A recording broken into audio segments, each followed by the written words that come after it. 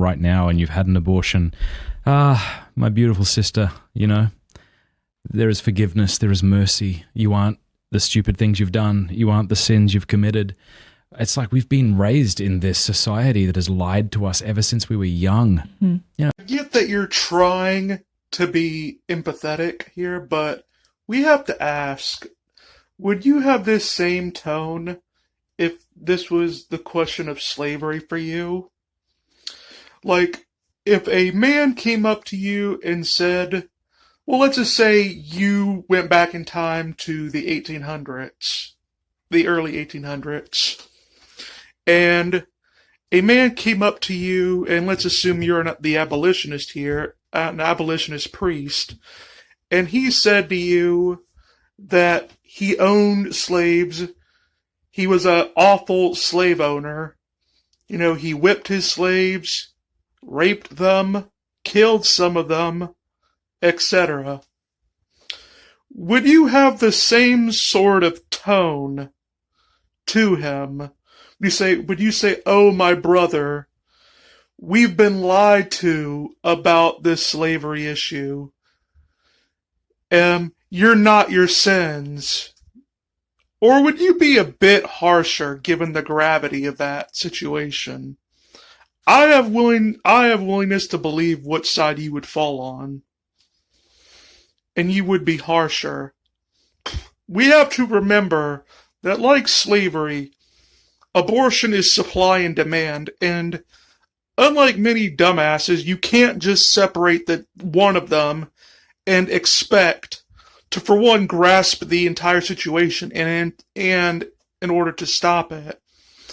You can't address, let's say, the problem of prostitution by just arresting the men that are buying the prostitutes. You have to also go after, like, hypothetically, I'm actually for prostitution, but you would also have to go after the women that think it is all right to sell their bodies.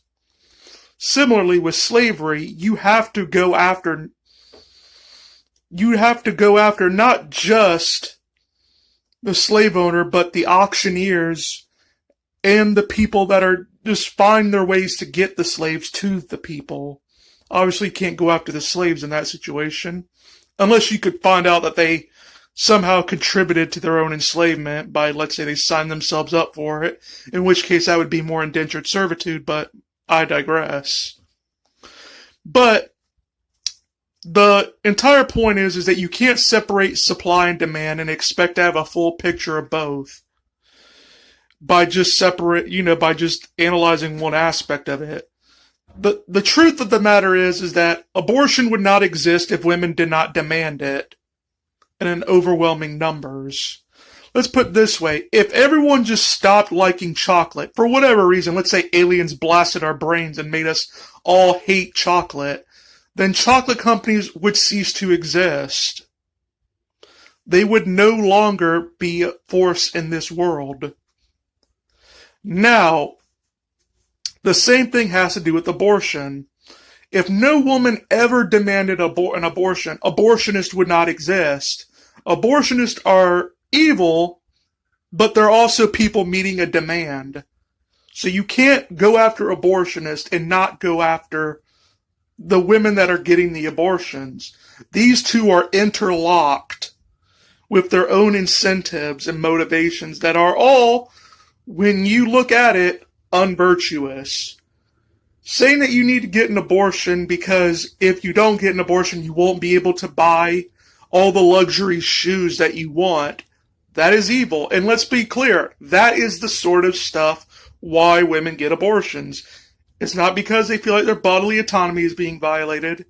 It's not because they were raped or molested. The reason why they get it is for the same exact reasons why men abandon their children. They abandon their children for selfish motives, and not even virtuous selfish motives where you do charity for someone and you get feelings of happiness out of it. It's not even that level. It's more unvirtuous selfishness, the more evil kind. So we need to really evaluate just how much empathy we assign to women that make the abortionists the money that they get and have the outreach that they do, you cannot separate supply and demand from these cases. This is Mr. Brass saying goodbye and get wise.